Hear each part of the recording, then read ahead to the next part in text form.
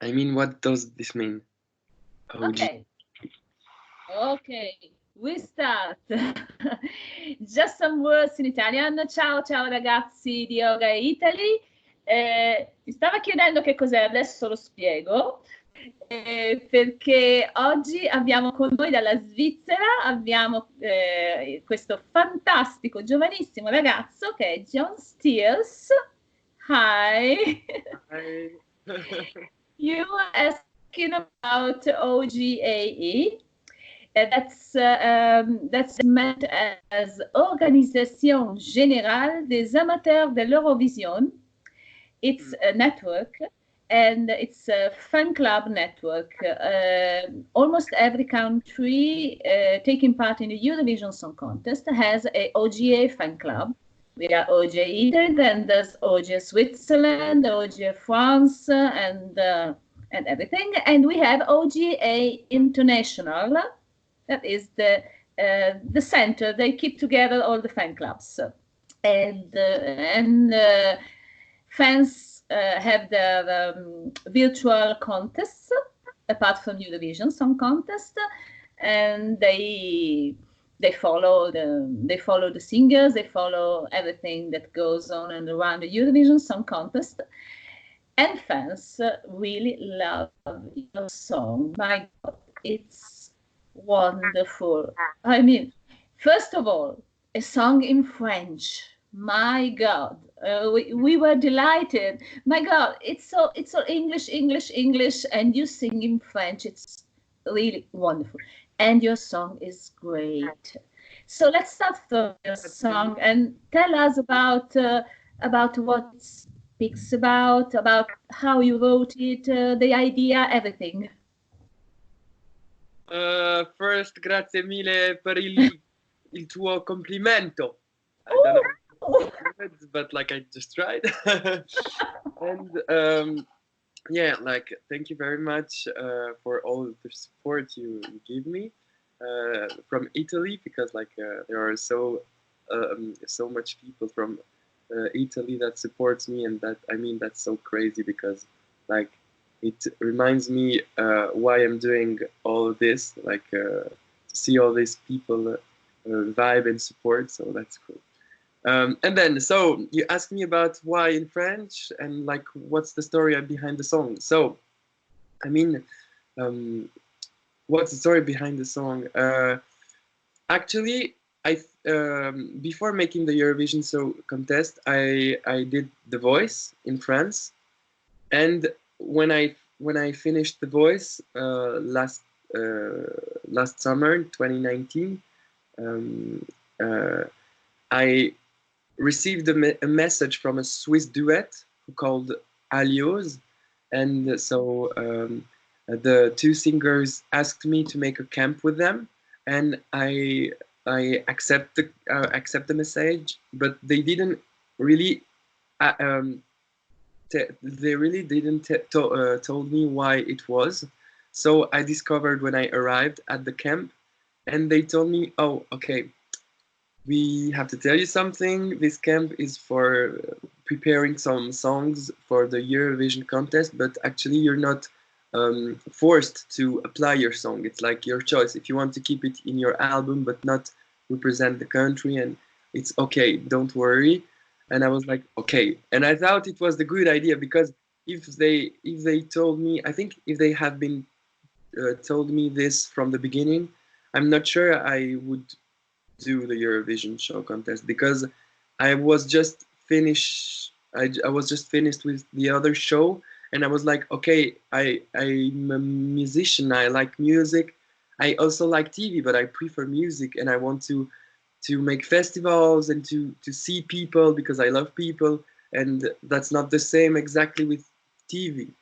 So I was a little bit afraid. I was like, oh my God. And I made The Voice because I also wanted to go out of my limit. Mm-hmm. So it's not a really easy exercise. I mean, like you have in TV, you don't have a second chance.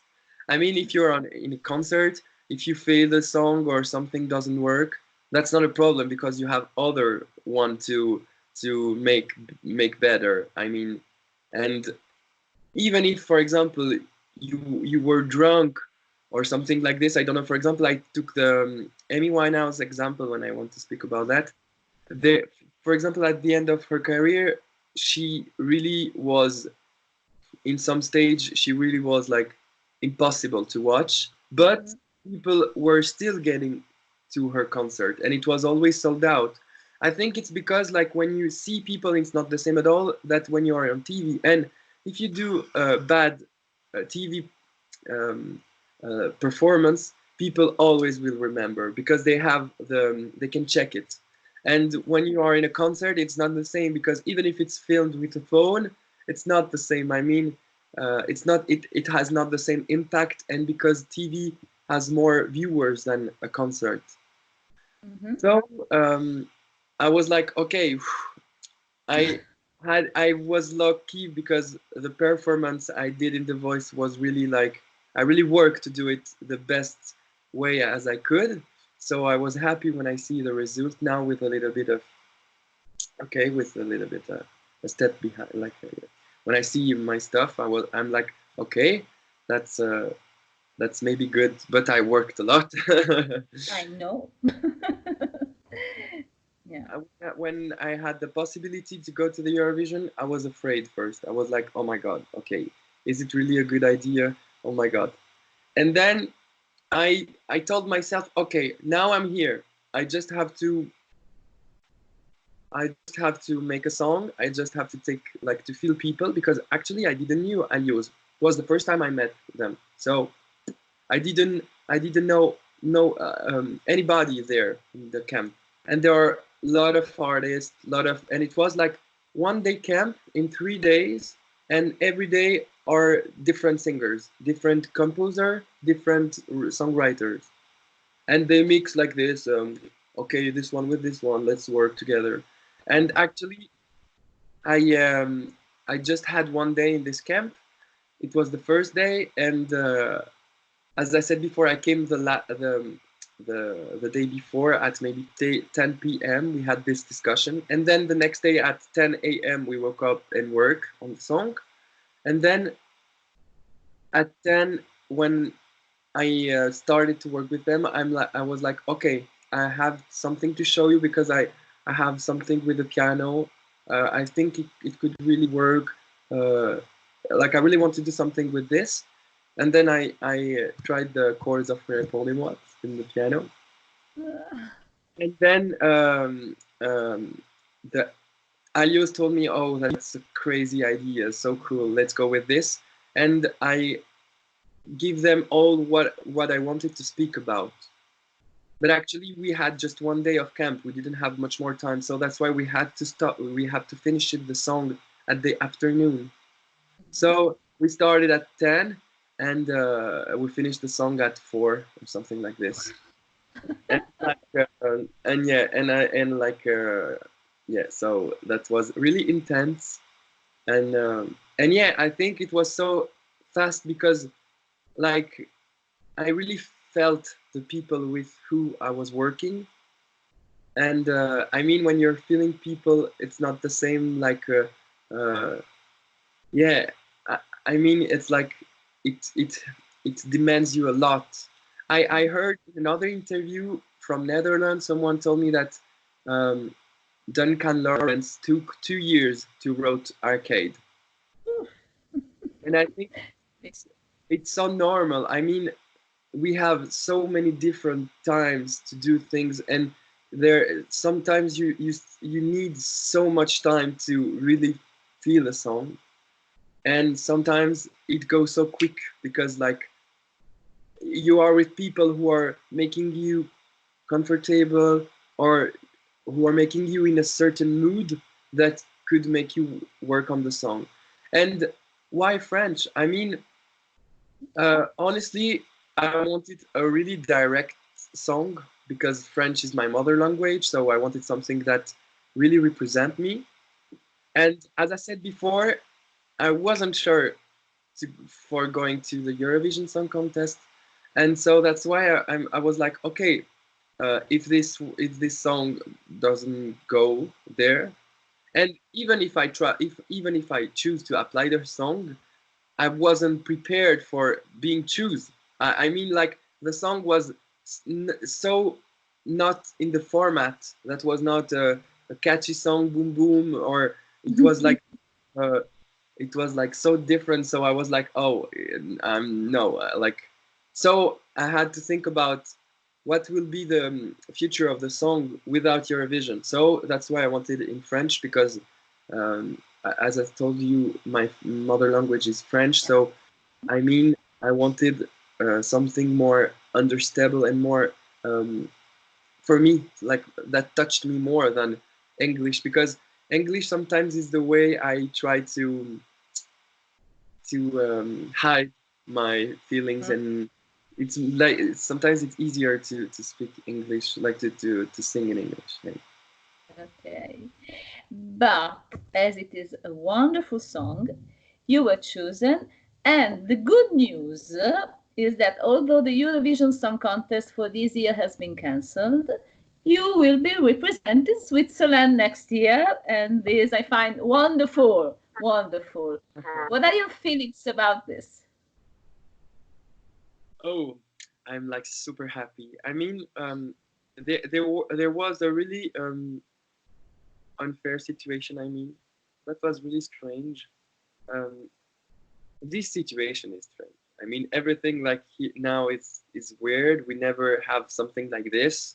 Maybe in the generation of our grandparents, or like when there was the war. I mean, like um, maybe there were also a strange situation like this. But I mean, wow, what a strange situation. But we're safe and we're at home, like most of people for the moment, so that's really cool.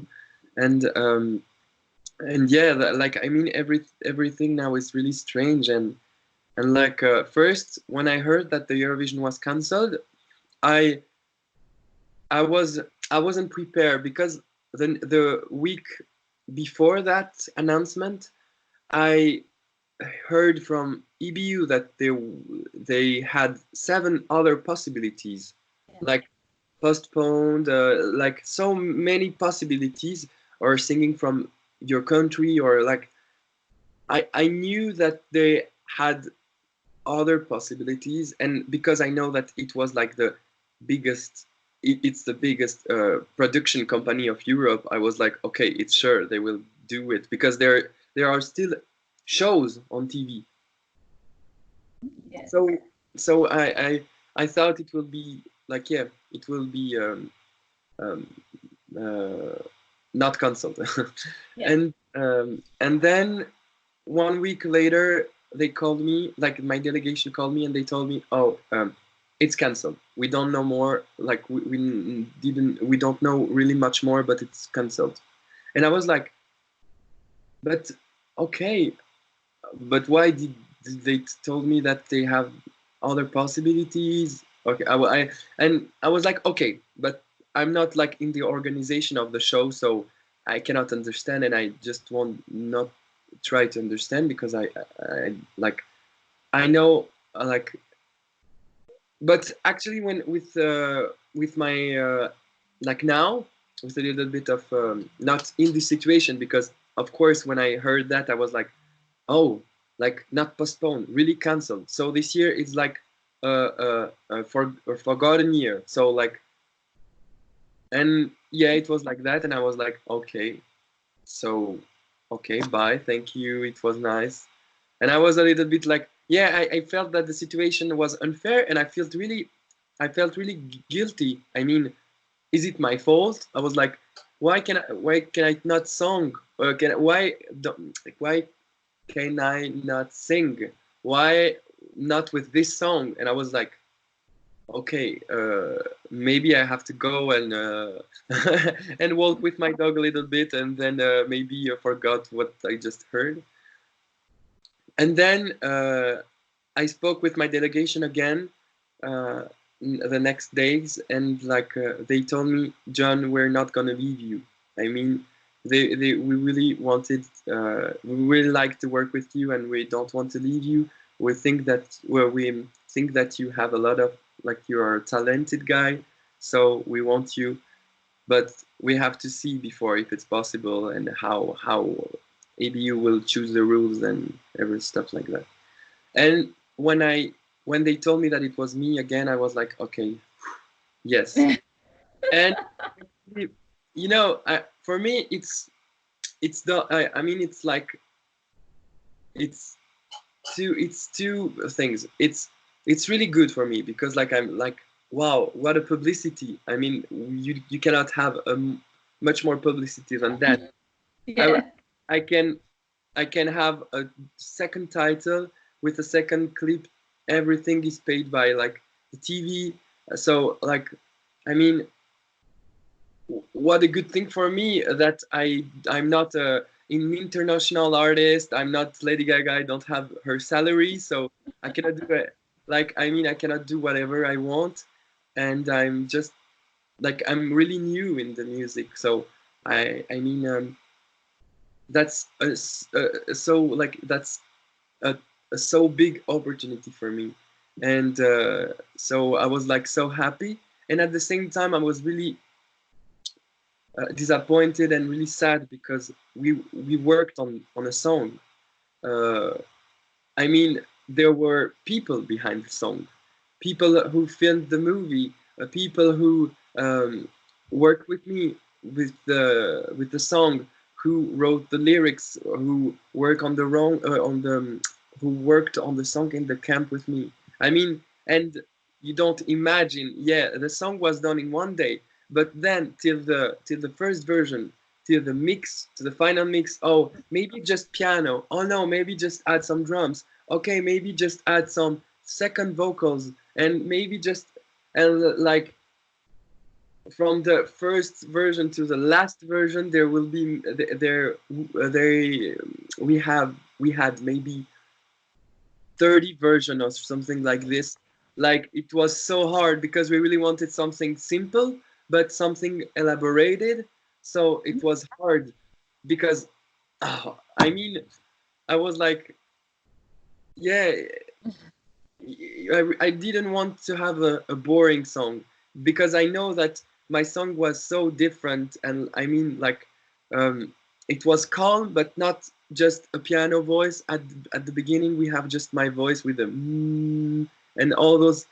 There were so much sounds that we really need to, when you have sounds and not an instrument, you really need to choose them good, because it could be cheap, it could be not touching, it could be weird, it could be so we really needed to took this time. And I mean, all this time, when I heard that the song won't represent Switzerland for next year, I was like, okay, all this work in the garbage. Mm. I was a little Yeah. bit. But actually, it's not. Of course, it's not, because, like, people love the song, and I cannot say that this song is, like, forgotten, because people were really touched by the song. So that's really crazy. I mean, that's really cool. But as I said before, it's hard for people who work with me because their work will not be, like, they wanted to see me, and they wanted also to say, I'm part of this song. I'm proud of him. You know? Yeah, I understand. But you have now plenty of time to write and work together on another song.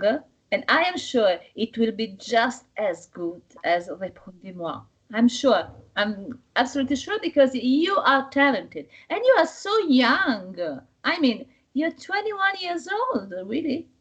Yeah. And it's so peculiar because you have some particular hobbies for a guy of your age. I mean, cinema, theater. You like old objects. It's it's great. I mean, where do those hobbies come from? Normally, guys at your age have completely different things they think about. Yeah, Perhaps. there are many explanations. I mean, the first one, I have a father who is really fascinated by old things. Like, he he I think he taught me how to understand objects and like uh, the story behind an object. There is always, yeah, a story and behind an object, and it's also always behind an object the someone's object. And you know, it's really interesting to know, oh, it's from China, it's from there, from the 1930s, or you know, and to understand the story behind um, the object. I mean, it's so fascinating. Like, I don't know why, but I really like it. Um, and I think, why movies? Honestly, movie is my first passion, because singing cannot be my first passion. Singing now is my work, so it's not the same. I mean, when you understand, when you're not singing just for passion and you understand what is the music industry, it's not the same at all.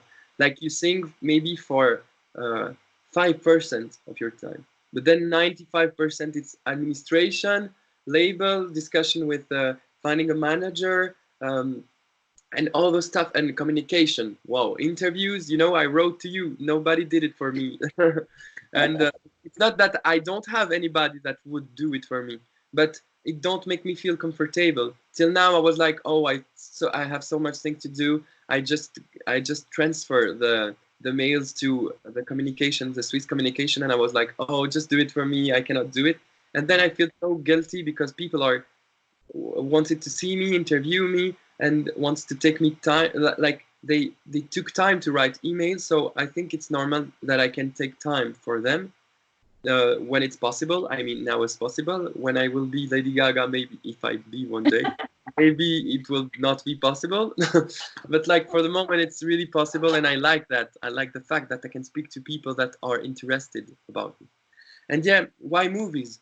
I think I don't know if you know that, but when I was younger, I did some TV shows. When I was like 10, from 8 to 12, I've made some contests, some TV shows, some just concourse, like, yeah, contest, and like, um, so I met so much people. I mean, it's too much maybe for a for a young boy, but like, I met so much people that really promised me a lot of things that never happened.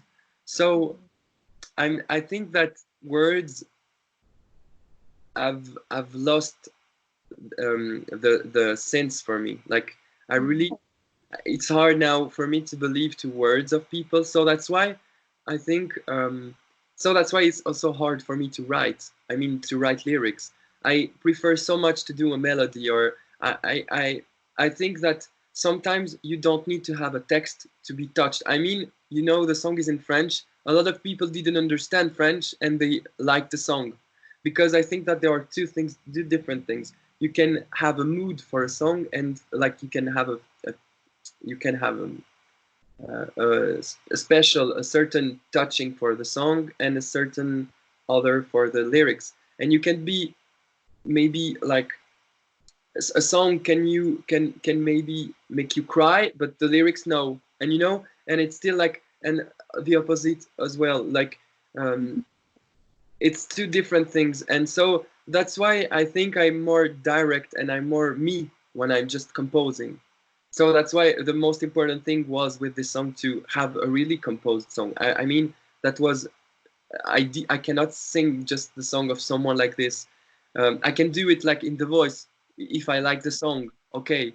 But if someone writes a song to me, it will be not at all like the same.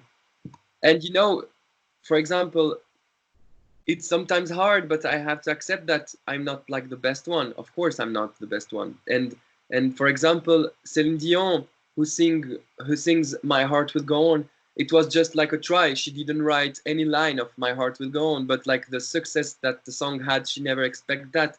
And maybe sometimes I have to relax myself, and I'm like, and to trust more people. But for the moment, it's hard for me to trust words and to trust people. So that's why I think I really love movies, because in movies you have really strong pictures and not words. You have also words, of course, but you can really attach with the with the with physically with the people, and also with the picture, with images that you have in your mind. I mean, there are so crazy movies that that makes you cry, but not, you know, maybe people when they saw a drama movie like oh my God, I saw La Vita è Bella, Roberto Benigni. I was like, oh my God. I saw that maybe 6 months ago or something like this, and I just, you know, people maybe are just crying and then it's finished. Okay, let's do something else. I cannot do that. I'm like fixed on the move, and I'm like, oh my God. And then I go to my piano, and then the music comes. I mean, like like it's really inspiring for me to see images and to see strong stories. And you know, when you don't have, when you have an external context and not something that it's directly touching you, like someone who speaks to you, or it's different because you see a story without being in it, so you can trust much more, even if it's a movie, of course. But like it's I mean, I would stay here for hours and listen to you, because I really love the things you say, the way you speak. It's incredible. You're so mature. You know what you feel, what you like, what you want. It's something incredible, really. Uh, all my admiration for you. I'm sure you will go far with your music and with your attitude towards life, towards everything. Uh, I know that your parents didn't come from Switzerland. Your father is Albanian, your mother comes from Kosovo, so you're something like a mix. Yeah. and and it's great. I mean, to not to belong to one place. I think music could unite us all in a wonderful way. Do you think music can do this as well? yeah, of course. So yeah, my father is from Kosovo, Ah, from okay. a Yeah. little village, and my mother is from the capital of Albania, so Tirana. Rana?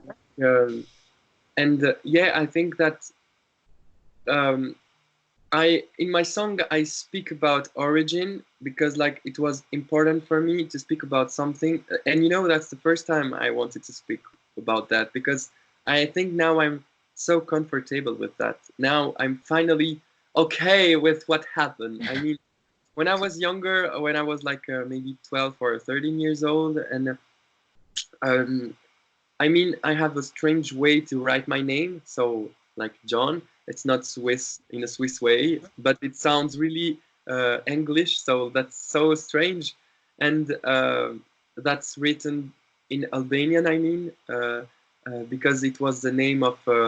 I mean, like I really like my culture and the fact that I have many cultures, and I just wanted with this song to make this in front of uh, that main theme, because like I was really ashamed when I was younger, because a lot of people were like, "Oh my God, but you have to choose. Where are you from? Are you from Switzerland or are you from Albania? Because you cannot be both."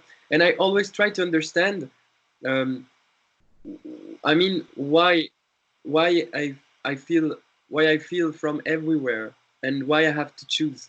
And I tried so much years to understand why is it so important for the others to know where I am from. And at least I finally got the answer. I mean, I'm I think that I'm just proud of who I am now, and I always love to talk in Albanian when people ask me, "Oh, can you talk in Albanian?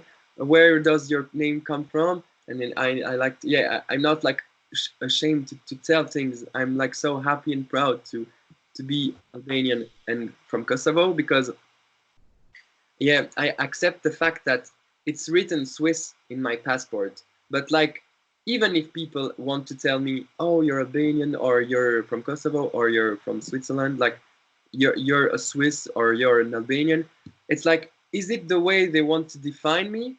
I'm like, okay, is it important for you?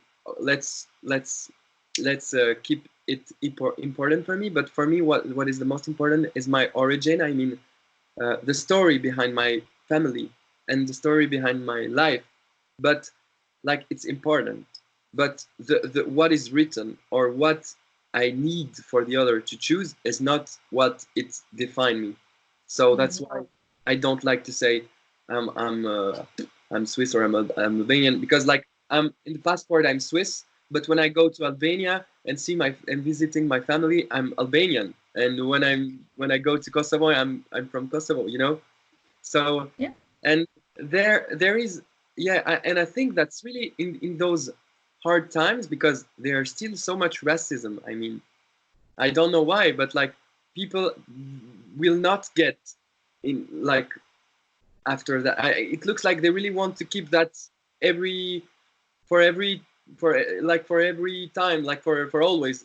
And I don't understand why, because like, honestly, there is no more Swiss, there is no more Italian, because like, maybe not you, but maybe your grandfather, maybe your grandfather met someone by the other, from another family and from another country, so you're not 100%, you know. That means not, I think, to define you, that means nothing. But I think you don't have to hide your origin, or you don't have to hide yourself, because I mean, it's me. And I always, now I'm so happy to have this name, because actually, John is the name of the father of a soldier in Albania. There is this George Kastriot Skanderbeg, and this man was a soldier who protected Albania from Ottoman Empire. Ottoman, yeah. Yeah, and then to know that his father was John, and you know, his father is not famous, and to know that there is always a father behind, behind a hero. It has so much sense. I mean, it's touched me a lot to know, like, to, you know, I'm not alone. Maybe I'm alone in stage, but there are so many people behind me that made me like this, like I'm appearing on TV, for example. And those people, maybe we don't see them, but they are as much as important. They are as important as me to be me. Yeah. That's great. I mean, I would like to give you a big hug, but I can't because we're too. This is a virtual one because we're too far away, and we cannot hug each other now because because of the situation. I really hope that this will end soon, and I'm crossing my fingers for us meeting next year in Rotterdam, because I think it will be in Rotterdam next year as well. We're not sure, but I think so. And I would just like you to say hello to our friends in Italy, to OGAE Italy, to everyone. Oh my God.